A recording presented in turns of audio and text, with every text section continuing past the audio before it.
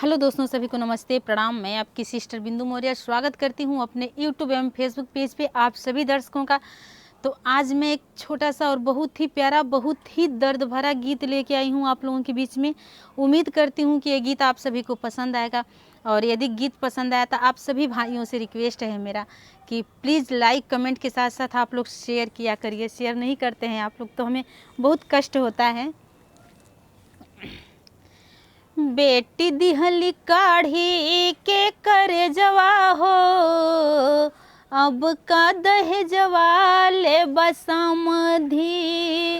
बेटी दिहली काढ़ी के करे जवा हो, अब का दहेजवा ले बसमधी।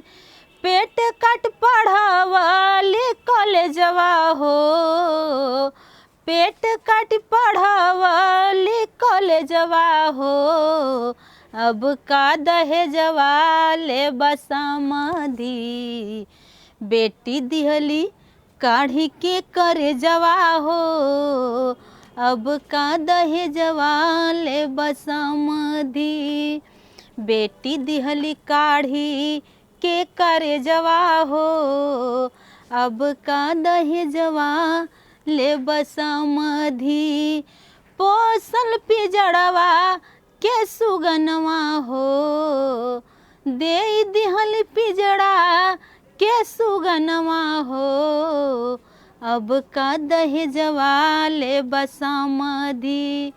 पोसल पिजड़वा के सुगनवा हो, दे दिहल पिजड़ा के सुगनवा हो, अब का दहेजवा ले बसमधी। बेटी दिहली काढ़ी के करे जवा हो,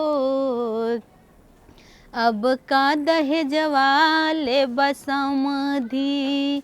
बेटी दिहली काढ़ी के करे जवा हो, अब का दहेजवा ले बसमधी। पंखा या कूलर दिहली घड़िया सिकड़िया, पंखा या कूलर दिहली घड़िया सिकड़िया।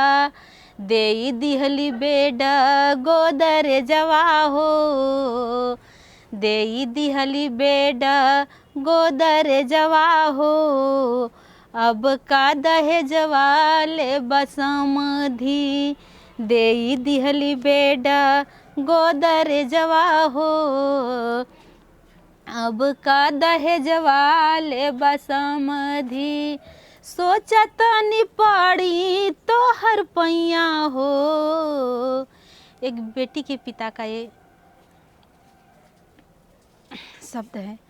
अरे सोचत नि पड़ी तो हर पैया हो, सोचत नि पड़ी तो हरे पैया हो, अब का दहेजवा ले बसमधी।